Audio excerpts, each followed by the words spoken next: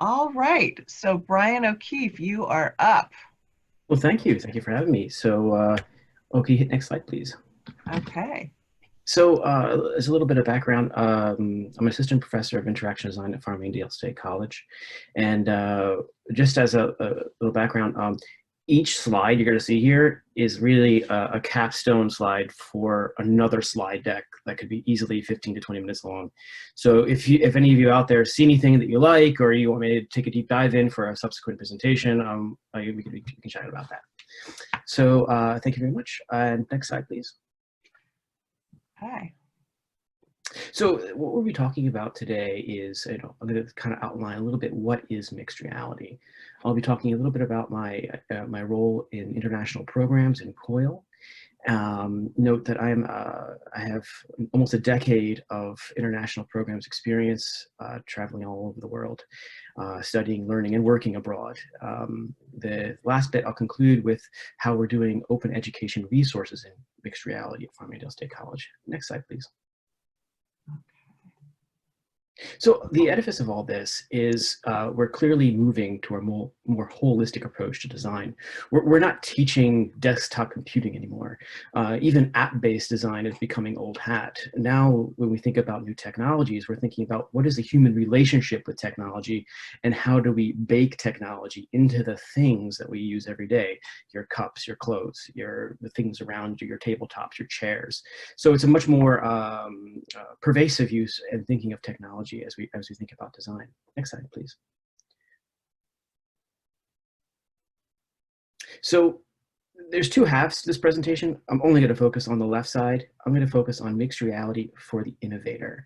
I could have another whole presentation devoted to mixed reality as consumer.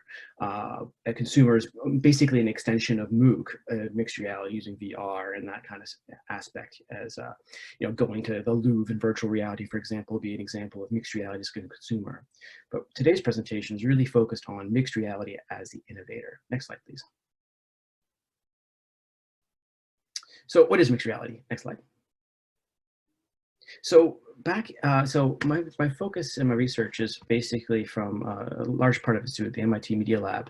Hiroshi Ishii in 1997 said, and remember this is desktop computing, said one day digital information will take physical form. And when Steve Jobs came out with the iPhone for the first time, we were able to tap, swipe, and gesture in a very broad sense. And increasingly, the MIT Media Lab has been looking at, how does, we're all in this virtual exchange together. How could I potentially reach out into your space? So on the bottom right-hand side of your screen, you see that gentleman there reaching out through his environment to reach into your physical space. He's playing with the ball over Skype. It's quite fascinating. So next slide, please. But mixed reality, when we think about virtual reality, we think of the goggles. But mixed reality lives across a spectrum. So in 1994, Milgram and Kishino, a Japanese and Canadian professor, said, well, there's a whole bunch of other realities. Virtual is just the kind of popular one. There's augmented reality, there's augmented virtually, then there's real environments. So my research touches on all these areas, and when we think about mixed reality. So that's what I mean about mixed reality in this context. Next slide, please.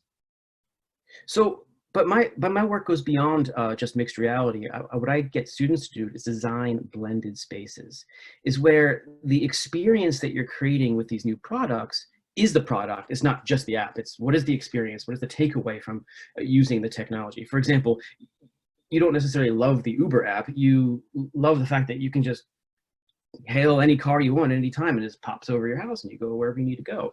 It's about the experience, not just the physical product. That's what David Benyon in 2006 from Designing with Blend teaches us. Next slide.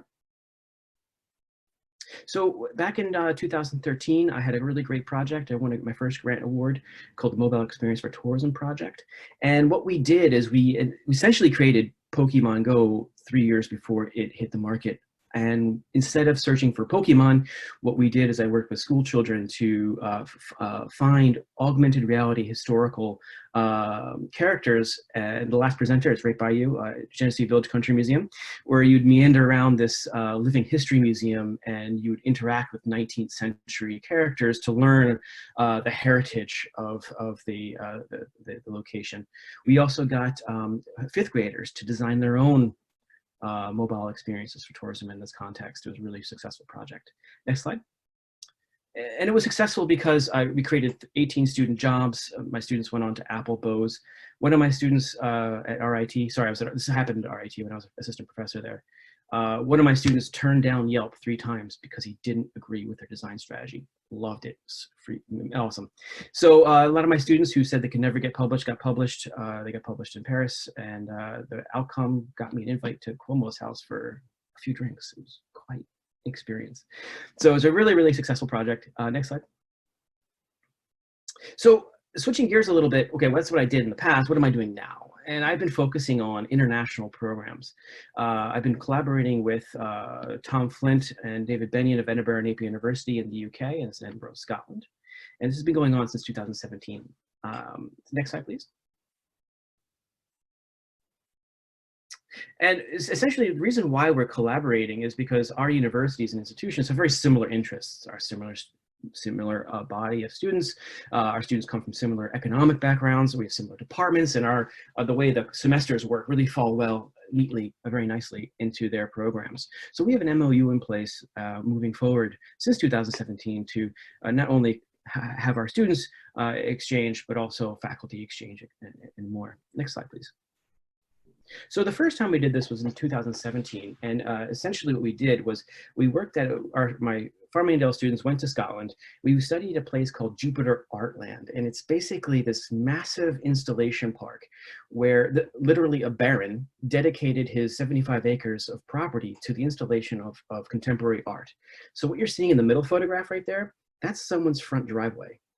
It's just mind-boggling. You know, it's just so much. So imagine delivering pizzas to that establishment. It's crazy, right? So but anyway, what we were doing was we were in Jupiter Artland, physically there. But on the left side of the photo, that's our students in virtual Jupiter Artland, designing and developing new products and experiences in the virtual Minecraft space. So it was really cool. Had a quick critique about it. It was good fun. Again, I could talk about this slide for another 20 minutes, but next slide, please. In 2018, the British students and the European students came to us, and we did a similar event at the New York City High Line, where we try to think of how are we going to blend reality between digital and physical space at this very scenic park where there's this old train line that was converted into this walking park in the center of Manhattan. At the end, we created various scenarios which we would design new experiences. And on the right-hand side, you see the students wearing t-shirts. Those are augmented reality t-shirts. So if you scan them with your phone, you see their design process augmented in front of them. It was a total experiment. It was good fun. Next slide, please. This here was kind of a closer to the remote coil experience, where Farmingdale students designed blended reality experiences for Edinburgh Napier students using 360 virtual reality in art history coursework. So I partnered with an art history professor, and we see how do we take ancient art history content and blend it into Jupiter Artland using only 360 VR. So it was a really interesting outcomes in that project. Next slide, please. Just this past summer, we went back to the UK. I took another cohort of students, this time much larger. We took 10 Farmingdale students, and we looked at what is mixed reality's impact on the Edinburgh Fringe Festival. And it was really cool how we looked at sustainability and how much waste was produced during the festival, and we figured out new advertising methodologies to reach potential consumers who might want to go see a comedy show, a performing arts show, or an opera show. And our products and innovations were then highlighted as an exhibition event during the Edinburgh Fringe Festival. So it was a really, really great time. Really good outcomes. Next slide, please. So these are the students who impacted. So it's growing constantly. So it's a really, really exciting program. Frankly, tomorrow I was going to go to Scotland to continue this project, but got canceled. Anyway, next slide. So switching gears again. So now I'm going to talk about OER and mixed reality. Next slide, please. So what is OER? So OER is, if you don't know already, maybe most of you do, is, how do you make, when you typically hear OER, the conversation is, how do you make textbooks free, right? And that's all well and good. But I was at a presentation last fall, and everyone's talking about how OER textbooks, and I'm like, no. OER equals mixed reality. How can we think about open education resources Oh, where you can go into virtual reality space and download it for free and have licensing agreements thereof? And next slide, please. So I've put together a committee at Farmingdale State College. These are all the faculty who I'm collaborating with across departmental to build mixed reality content for our students. Next slide, please. And our goal of the committee is to identify OER mixed reality content for Farmingdale, create mixed reality standards, distribute mixed reality content for SUNY and FSC, and then inevitably train SUNY faculty in how do you prepare mixed reality practices. Next slide, please. So I won another grant, a Red Regional Economic Grant. We're spending $400,000 on mixed reality content. Next slide, please. And this is where we're at. We're just beginning on this committee. We're kind of building through. This is the timeline of what we expect to do. Next slide, please.